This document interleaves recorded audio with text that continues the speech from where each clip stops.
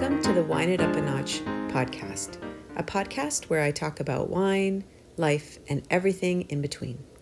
Welcome to episode 3. In some ways, I can't believe I've made it to episode 3. As you may know, if you've been listening to episodes prior to this, meaning episode 1 and 2, doing a podcast is a long time dream of mine. And honestly, between trying to find the time to do it and thinking about what I should be talking about and just getting in my own way as I typically tend to do, I'm surprised that I've gotten to my 3rd episode, but I'm hoping that I'll continue this and I'll be able to bring you some really great content in the process. So today I wanted to talk a little bit about what is going on in my life right now. I am presently planning a family trip and I'm a couple of days out from leaving, and it is absolutely so frantic in my life right now as I try to get everything organized. It's been a little while since we've been on a trip, but I'll tell you one thing never changes, and that is the sheer mania of trying to get everything pulled together in the week before you're leaving. No matter how much I try to pre-plan and think this time will be different, I'll have all my lists, I'm going to get everything done, a week in advance at a minimum, if not weeks in advance prior to leaving. It always tends to fall right to the last minute, and here I find myself just a few days before I have to get on a plane for an international destination for a few weeks, trying to figure out who's going to wear what the temperature is like where I'm going. The temperature is going to be different in 3 different places, how to deal with that, how to deal with luggage limitations and transfers back and forth to airports, and you name it, gifting, you name it, it's an issue. And of course, it's been left to the last minute. Now, I've got a lot of faith that I'll pull it together somehow, and in the end, we'll be fine, again, as we always are. I'm usually the one that's exhausted, having stayed up right till the last minute, getting everything organized and cleaning the house, because there's the organizing for the trip, that's one thing, and then there's the havoc in the house, which is probably what's stressing me out more right now as I look around and just see piles of stuff everywhere. Presumably all this stuff needs to come with us, although as I look at it, I don't know how that's going to happen. And, there's piles of laundry done and undone, folded and unfolded.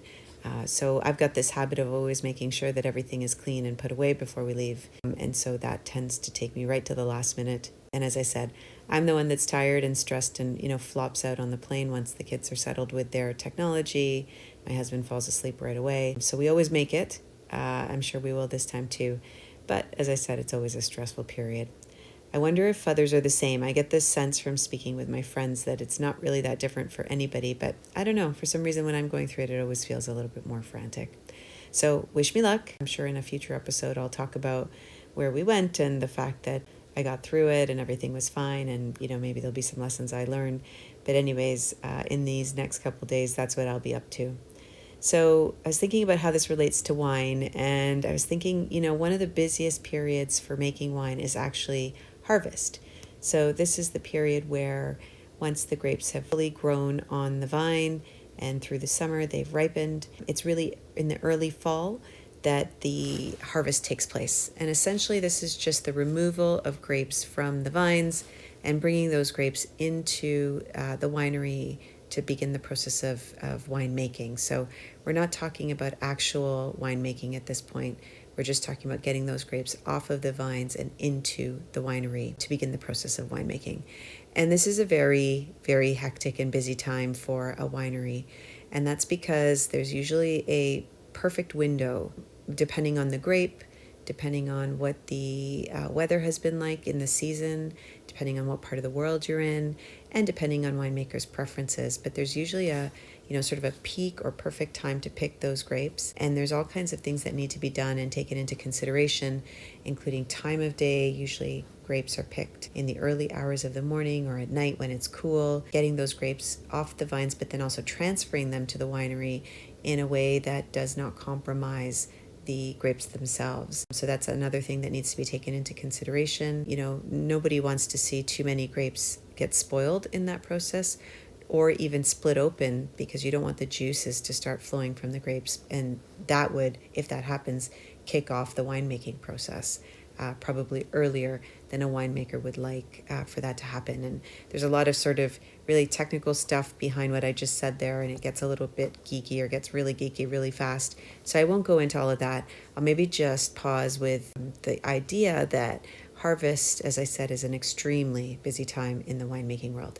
Now, depending on whether you're in the southern hemisphere or the northern hemisphere, the time for harvest or the months for harvest are different, but they generally tend to be at that sort of same time period of just the end of what we'd call peak summer, so towards late summer, early fall. And as I mentioned, there are, certain time periods that are really important when it comes to getting those grapes off the vines. So I guess if you are living anywhere near wineries, that could be an interesting time to make a visit and see what's going on.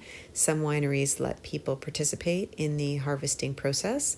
I've had the opportunity, and I'll tell you, it is definitely enlightening and back-breaking work to see what happens before the grapes even kind of make it into a winery and start to become grape juice and eventually wine. But if you can't participate in that way, or you aren't interested, perhaps making a trip to a winery during this time could, as I mentioned, be enlightening, just because you could see how busy everybody is and what's up. I think if you are visiting during that time period, it's also important, so they may have their hands and their minds in or on other things than you. So if you feel that it's a little bit more frantic during that time, although I think most wineries will not let it show and will do their very best to take care of their guests. But it's just something to keep in mind as we frequent wineries. That period of time could be really busy. As I mentioned, could also be super interesting. But in case you find that there seems to be a little bit more fervor around a winery, that might be what's going on. So I think I'm going to leave it at that. I just got to get back to my packing, if I'm honest, and see if I can get myself and my family in order and get ourselves on this plane. But I want to thank you for tuning in and listening once again to an episode of Wineitupanotch, the wine podcast. And I hope to catch up with you guys soon. Wishing you lots of love, peace, and light. Bye.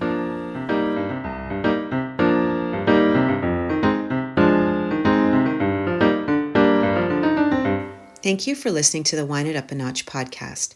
I hope you're enjoying the podcast thus far. Be sure to hit subscribe to be notified of future episodes, or leave a review to let me know what you think. Take care.